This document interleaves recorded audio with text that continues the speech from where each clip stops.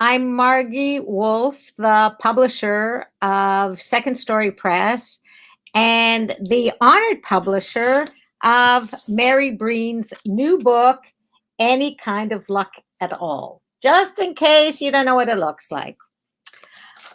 Typically now we would make a land acknowledgement, but in lieu of that, what I would like to say is that besides acknowledging what needs to be done, we actually have to begin to make change. And we at Second Story have been very privileged in working with Indigenous writers, editors, illustrators, translators, and they have with us created some wonderful books. And we want to continue with that because in telling the stories, we hope and we aim that we will truly lead to reconciliation.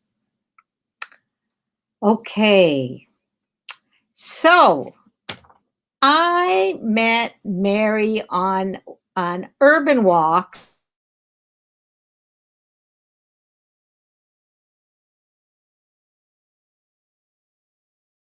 we were in the junction on Dundas West, and we saw this lovely, sweet little shop and went in and saw these gorgeous, gorgeous works created, we learned, all by women.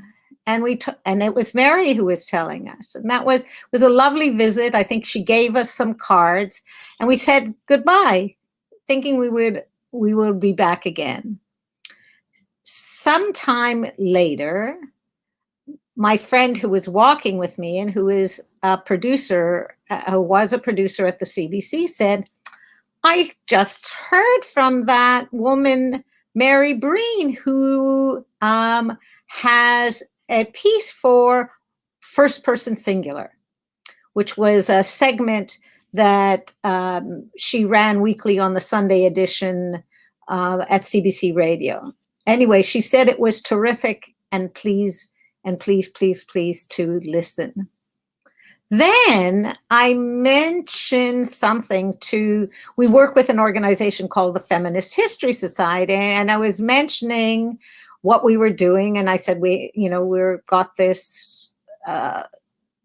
looking at this manuscript now by a woman named Mary Breen. Mary Breen, she worked with us on the Feminist History Society.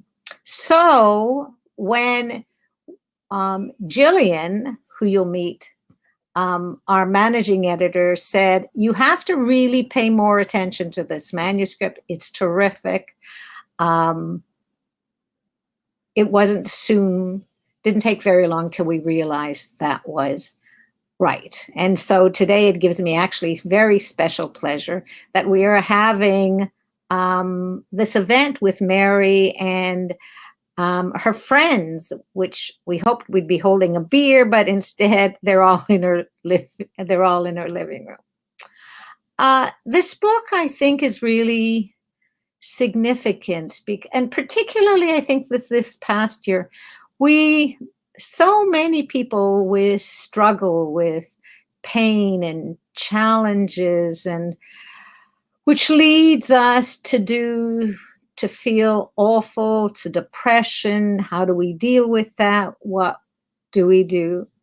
And in this lovely memoir, I think Mary brings some insight into the experience that comes from her own life on how you live a positive life despite some horrible challenges. Of course, the most major and most recent, of course, was the death of her daughter with opioids.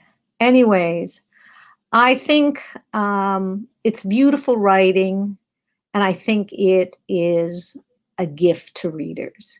So please let me introduce you to Mary Breen now. Thanks so much, Margie. I'm going to read a couple of passages now from the book, two short passages. The first one is about my mother. It wasn't chance so much as my grandfather's direct intervention that shaped my mother's life. When she was still a teen, he dismissed her goal of becoming a fashion designer as frivolous. The way she explained it, he didn't mean to crush her dream. He just thought she was made for more intellectual pursuits. That may be true, but some of those outfits she made herself in the 40s and 50s sure were spectacular. When my mom was 21, her father decided to tell her, after much soul searching, she insisted, that her fiancé Ray was lazy. He worked at the paper mill where my grandfather had risen from the shop floor to upper management. Ray was dashing and charismatic and such a fine dancer. But to an immigrant whose work ethic was his proudest asset, idleness must have been a deal breaker.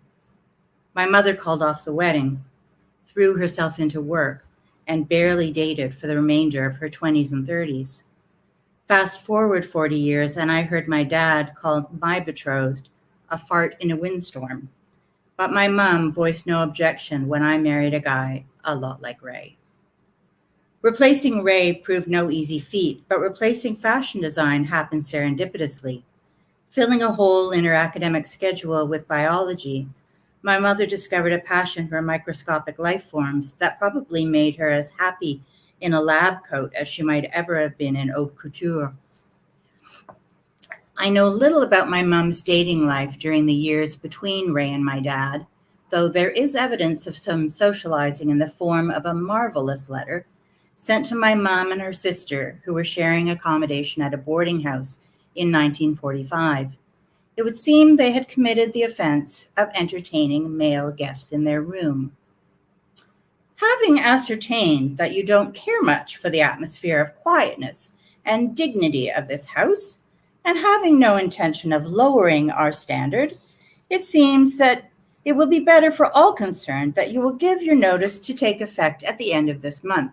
We are certain that you can easily find a place less old-fashioned and more to your liking. It's very modern, the way my mom looked up from her test tubes one day and noticed that her fallopian tubes were raising quite a ruckus. Along came Lloyd, book smart, employed, and a suitable source of baby batter. I get it, she was pushing 40, so even though his only form of social intercourse was to tell jokes, she married him and got knocked up, almost in that order, but not quite, by a margin of about 3 weeks. There I am, a secret little blastocyst under her beautifully tailored ivory silk suit at the wedding. I also get why she didn't wear her engagement ring at work. She said she just didn't want any fuss, and maybe in 1962, it was slightly embarrassing to be getting married for the first time at her age. But I'll bet she didn't want that diamond to serve as her notice of termination to her employer. I'm going to read a second little bit about my daughter Sophie and a particularly challenging few days. She'd been doing her best to keep herself safe, but when I finally arrived, it was clear that we had to get to a hospital somewhere. Her partner was at work. When he got home, we all agreed we'd hold off until the morning, when Sophie had an appointment scheduled with her psychiatrist. We'd ask his advice about where to go. I shared the bed with Sophie. Her boyfriend took the couch. Sleepless night number 1. The doctor really didn't have any good ideas, apart from going back to the Toronto hospital she had entered in winter and not exited until spring. She'd been desperately, diligently researching options and wanted to try another Southern Ontario hospital that offered a mood disorder program. She'd asked to be referred there but couldn't get in that way. She was told an alternative route might be through its emergency department. Off we went. The triage system was that of a butcher shop. Take a number from a red dispenser on the wall and wait to be served. After 3 hours, a woman who could not touch type spent 15 minutes entering the names of all the medications Sophie was on. After 4 more hours, we were told there were no beds, and in any case, the mood program was only available to outpatients. But Sophie could sleep on the floor if she wanted. On the fucking floor. It was dark by this time. We decided we'd have to try for a bed back in Toronto again, but I couldn't tackle the trip at that hour without risking both our lives, so I drove us all back to Sophie's apartment. Sleepless night number 2. By this time, I was pretty much crying all the time, in a most unrock-like departure from my normally steady calm. Not only was I completely fried, but I'd missed 2 doses of my own antidepressant, which is a time-sensitive one. The next morning marked day 3 in the same clothes. Though I'd showered, I'd pragmatically ditched my undies. Before we hit the highway, I stopped in the downpour for coffee and gas and got soaked to the skin. Of the 2 of us, any observer would have pegged me as the one needing medical assistance. We waited in a room full of people in various states of distress, but this was the Center for Addiction and Mental Health, where the staff were highly skilled, consistently respectful, and very kind. I went to the washroom and discovered that I'd managed to rip a huge hole in the crotch of my linen pants, which I was wearing commando.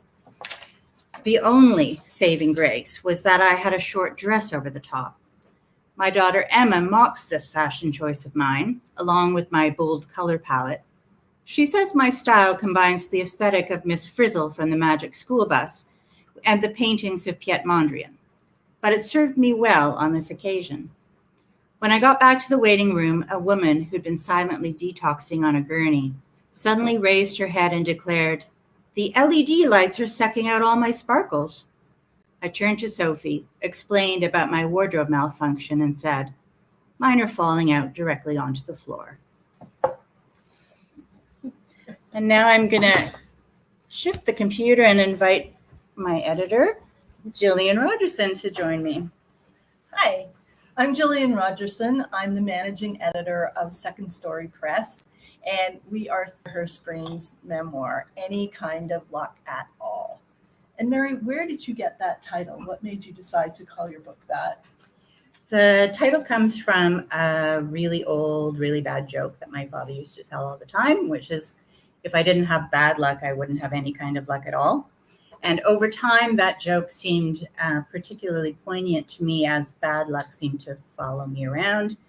And my daughters would often say when something negative would befall us, "Well, this is going to have to go in the book. This is going in the books." And there wasn't a book. There was no plan for a book. But when there finally was a book, it seemed like that should be the title. So tell me about how you came to write the book. Obviously, you've been planning it for quite some time, but what made you sit down and start writing? What I sat down and started writing was not intended to be a book necessarily, but I was having a particularly rough winter in 2014. Sophie had been diagnosed with complex mental illness. I had lost my business. A number of things had gone wrong. And Sophie had also asked me the very, very challenging question, why did you have children with our dad? And to try to answer that question, which I felt deserved a really thoughtful answer, I just started writing my whole history. I felt like I had to go backwards through my life, through my mother's life. I ended up going back to my grandparents' life before I could start to unravel the patterns that had repeated and the choices I had made and how, in fact, we had ended up in that place.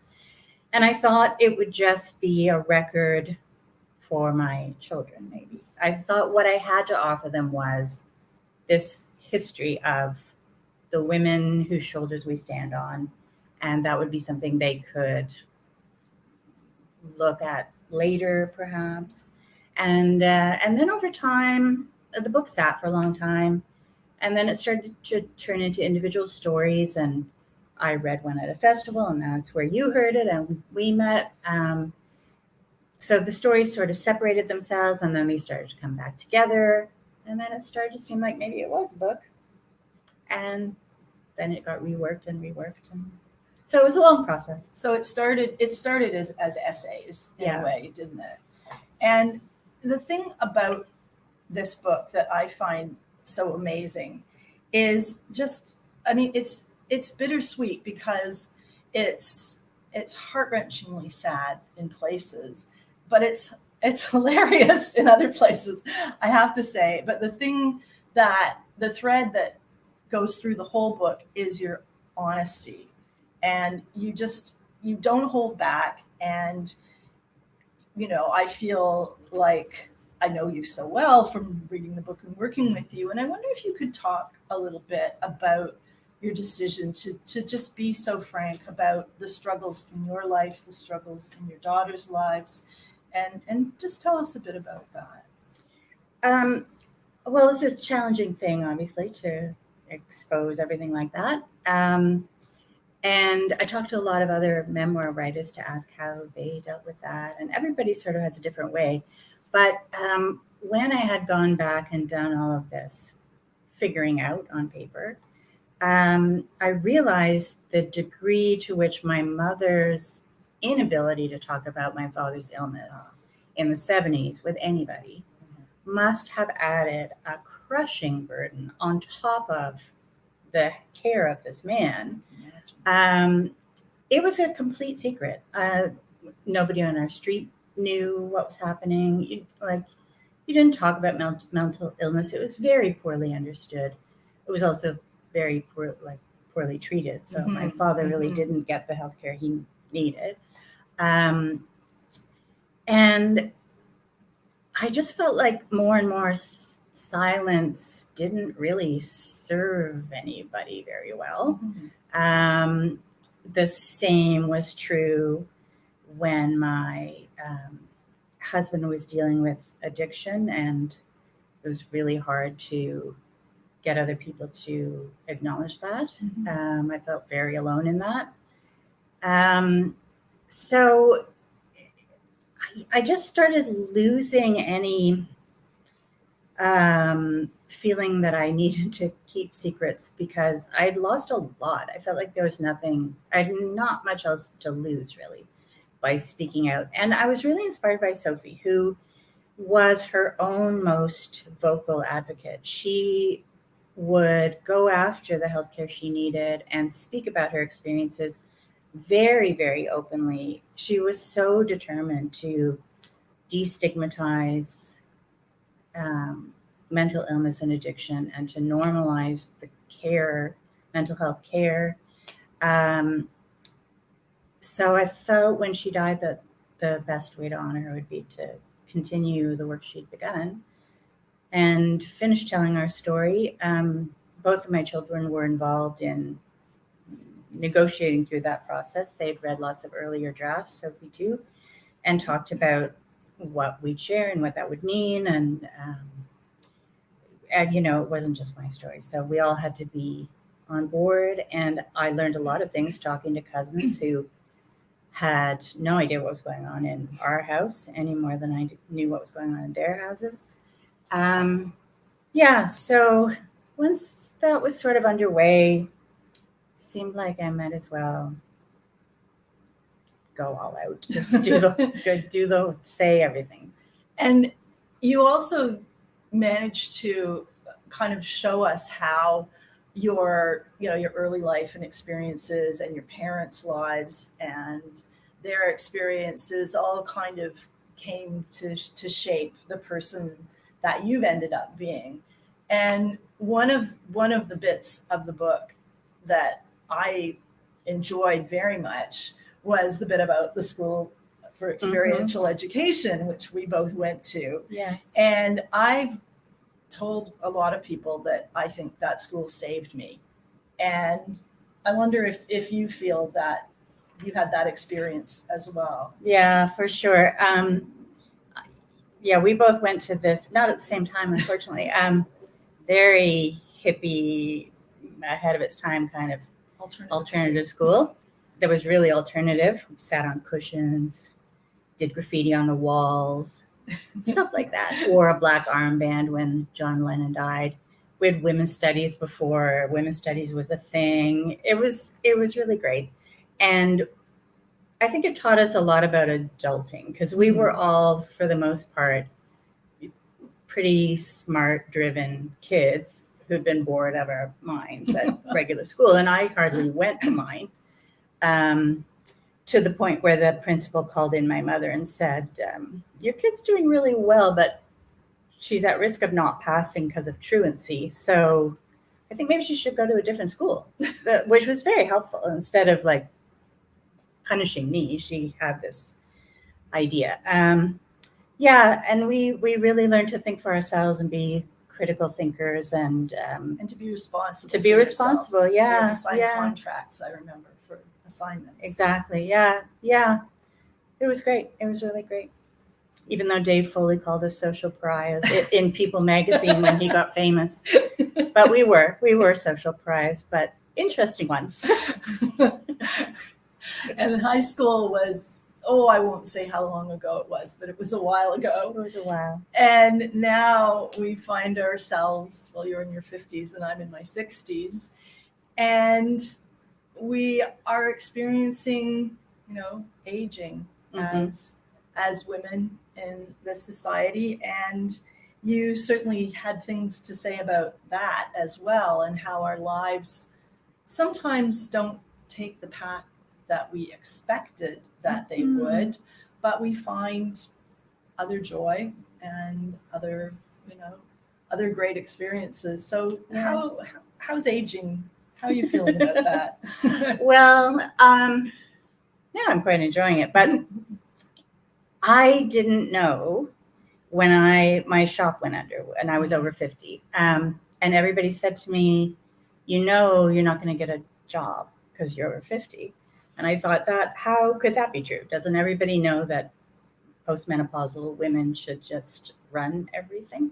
But they didn't know that. Agree. They didn't know that. And the combination of being over 50 and not having a master's degree was the kiss of death. And I couldn't get work in the field in the not-for-profit sector that I'd worked in before. So, I had to be pretty inventive. I sold cheese at one time at farmers markets, and I took up nannying, which turned out to be something I really enjoyed and was pretty good at. And but it really was not where I imagined I would be, pensionless and without any savings and invisible and all those things. But, at least I'm used to the precarious economy because I was part of it long before everybody else. I feel like a pioneer in precarious work.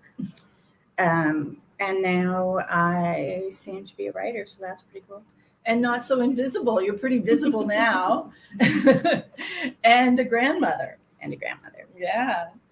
And this book, I mean, I know you've done a bit of stand-up comedy, you mentioned in the book. That's true. And this has been described kind of as a queer tragicomedy in a way. But I'm just wondering, do you have any particular strategies for keeping the comedy bit along the line with the tragedy? I don't know if it's a conscious strategy so much as just how my mother, and I think my grandmother as well, probably kind of coped. We all found each other terribly funny. And keeping our sense of humor, I think, is just a built-in strength. There have certainly been times when I couldn't see the humor in anything, but even in that example I read where we were really, really having a bad day, but Sophie and I cracked up in the waiting room about the sparkles. And it just lifts you it takes you out of your head for a minute. And if there's a few minutes like that in the day, it gets you through the day better. And I think the other part of the book that's particularly amusing is your account of the lesbian dating scene. Yes. And starting to date women maybe a little later in life. Well, yeah, pretty late. Yeah, pretty late. Mid-30s. Yeah. So was that a surprise to you? No, it wasn't a surprise. It was just a question of opportunity, really. Not always, but from quite a young age, but after I was married to a man, realized that dating women probably would have been a good idea. But so I would have identified as bisexual at the time, but I was in a monogamous relationship, so it's kind of neither here nor there. But then when I did find myself single in my early 30s, done being married and having children at the age of 33, then I had a chance to misspend my youth a little bit because I had not done that at the appropriate time. And then better late than never. Yeah, and then to start dating women, and it just seemed like just a natural progression. Just time passed, and then I realized, I haven't dated a man since 1999, and by this time, I'm like, it's quite a few years ago now. So yeah. So now you got your first book published, and to great acclaim all around. What are you going to do next? I am working on a wonderful book for middle grade readers. Oh, fantastic. About, the first one is about queer activists. Mm-hmm. It's a collection of oral histories, and I hope it'll be a series of oral histories about all kinds of people who identify as women and non-binary, maybe working in the arts or in the sciences. So I'm interviewing people, and it takes me back to a previous career where I did a lot of oral history and popular history. So it's really, really fun. Uh-huh. And you have a children's book and as I well, have a picture book coming out now, next month, based on my year looking after my granddaughter, Andy. Oh, fantastic. Yeah. That's absolutely fantastic. So I think we have some more guests to join us. Yeah. But I just want to say that Any Kind of Luck at All is available now from your favorite independent bookstore, or from Second Story on our website, or from wherever you like to buy books. So the next part of the program, Mary, maybe you can introduce our next guest. We have another reader for you who's going to read some of the parts about my adventures in dating. And she is a Toronto artist, visual artist, theater artist, artistic director of Pencil Kit Productions. And she's going to take over now. So I'd like you to welcome Claren Grosz.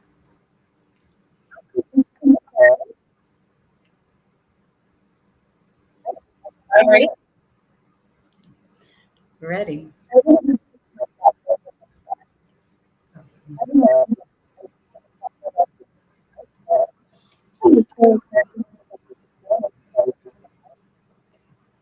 Log off.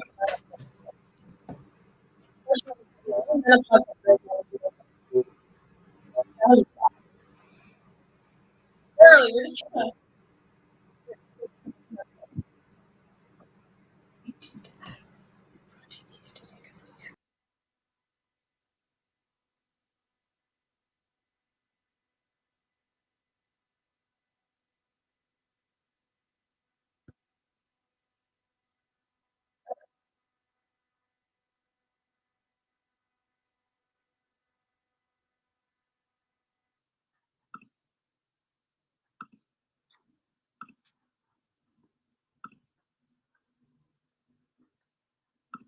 It wouldn't be a Zoom without some technical complications. So sorry, everybody.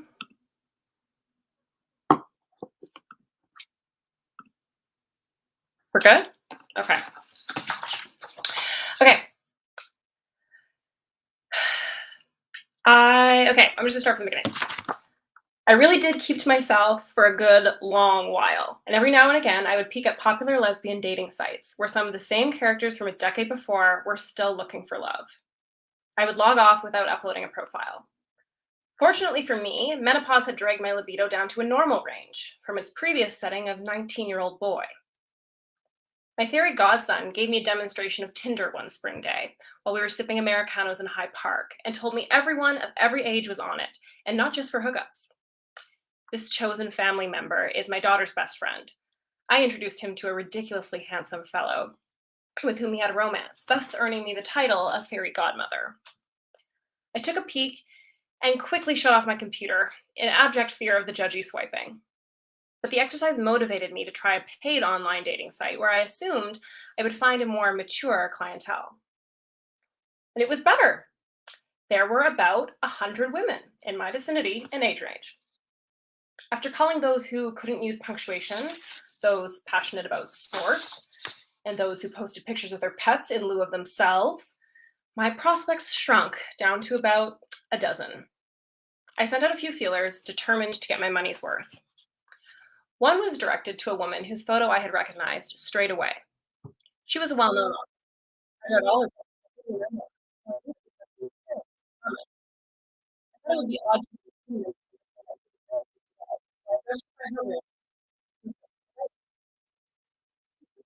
social media. Badly.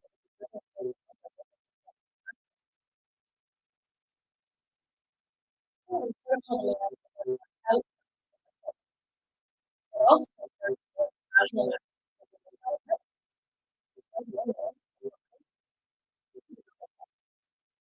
It's less awkward.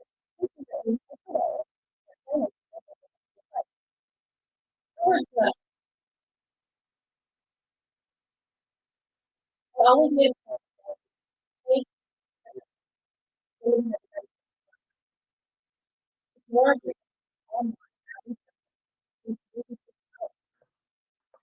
These people haven't affronted or insulted you. They're all on the damn internet for the sole purpose of connecting. The routine rudeness flummoxes me. I had one encounter that was a primer in poor manners. A woman contacted me and suggested that we talk on the phone, which she felt was a suitable commitment of time, halfway between chatting online and hauling ourselves to a cafe. I don't really enjoy talking on the phone, but I agreed. Her first questions were, "Is that your real picture?" And "Is that your real age?" I thought perhaps she had reason to be skeptical, and so I let it slide. Then she wanted to know which newspaper I read. I told her, and she said, "Well, that article on Wednesday about the link between the council and the transit lobbyists was based on information that I uncovered and made public." I had to confess that I had not seen the article in question. She snarked, "I thought you said you read the Star." It got worse.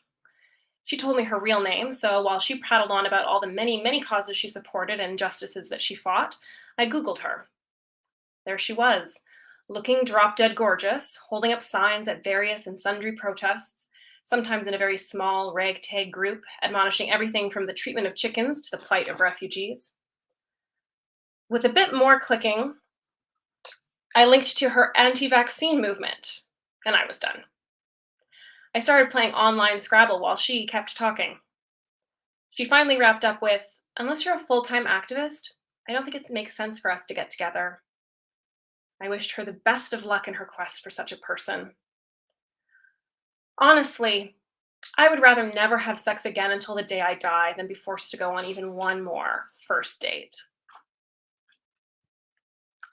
Thank you, Mary, for having me read that. There's lots of relatable content in that. After me is Cathy Thorne, who writes personalized poetry on a typewriter at weddings and at events. And she's written a poem to honor Mary and her life. And after she reads it, she's going to be drawing a winner for a free Zoom poetry birthday party. It's very exciting. So I'll pass it off to Cathy. Hi, everyone. Okay.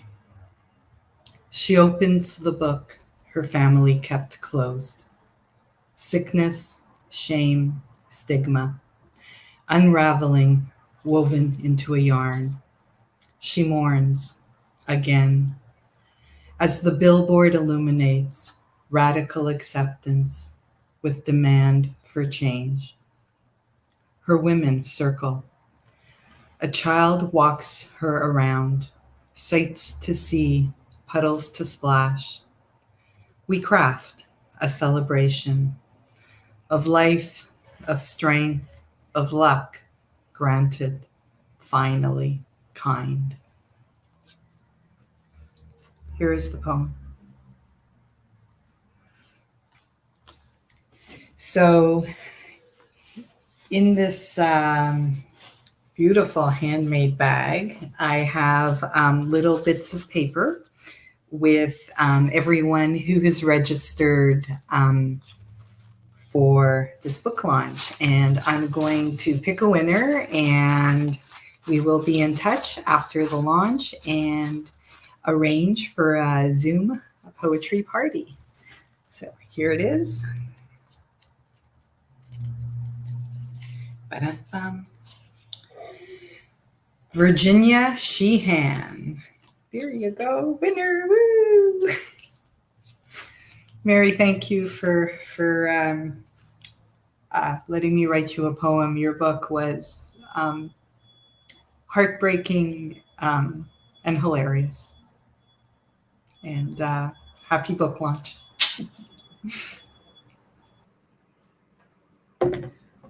Thank you, Cathy. And thank you, all of you, for being with us tonight to celebrate Mary Fairhurst Breen and any kind of luck at all. It's been, I feel, kind of a long road to get here. We started working together 4 years ago, I think. Yeah.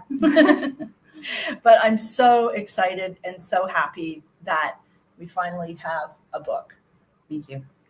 And I hope all of you will enjoy reading it as much as I enjoyed editing it, and as much, I hope, as Mary enjoyed writing it.